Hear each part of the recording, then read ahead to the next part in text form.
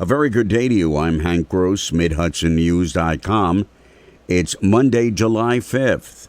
The stabbing of a man in Middletown late Sunday afternoon prompted a large police presence for several hours as officers attempted to have a suspect in the stabbing come out of a barber shop he was believed to have run into. Middletown City and State Police converged on 8 Prospect Street with guns drawn and periodically announced over a bullhorn for the person to come out. There was no response, and around 7:30 p.m., the Orange County Sheriff's SWAT team with a large contingent of officers in tactical gear entered the building. A short time later, they came out and gave an all-clear sign.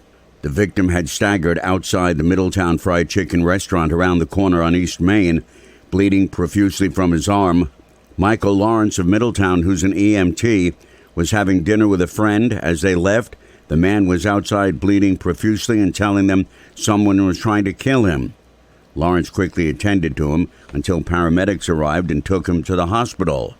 I've got a pretty decent amount of experience, some experience in EMS, so I've seen these types of situations before. So I saw the amount of blood that he had and the copious amounts of it, how fast it was coming out, and I just knew that that bleeding needs to be stopped immediately. That was a definite life threat. There was no one in the building when the SWAT team entered, so the police operation was concluded.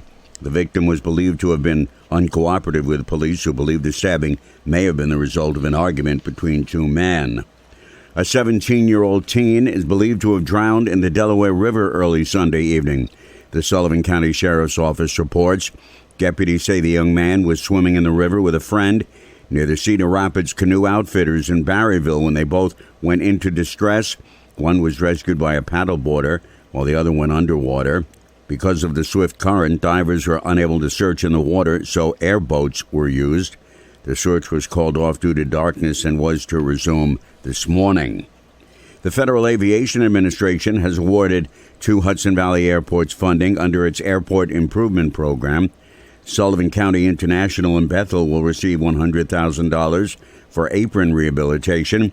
Hudson Valley Regional Airport, formerly named Dutchess County Airport in Wappinger, will receive $35,000 for security enhancements. Both of those facilities are general aviation airports with no commercial passenger service.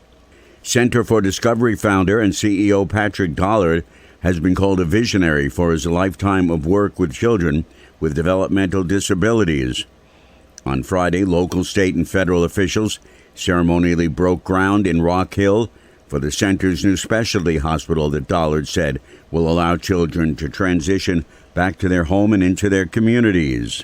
It's going to be one of a kind in the country that really is trying to assess and support families in that crazy crisis time when they're told they have a child with a disability and don't know what to do. And we hope to offer that.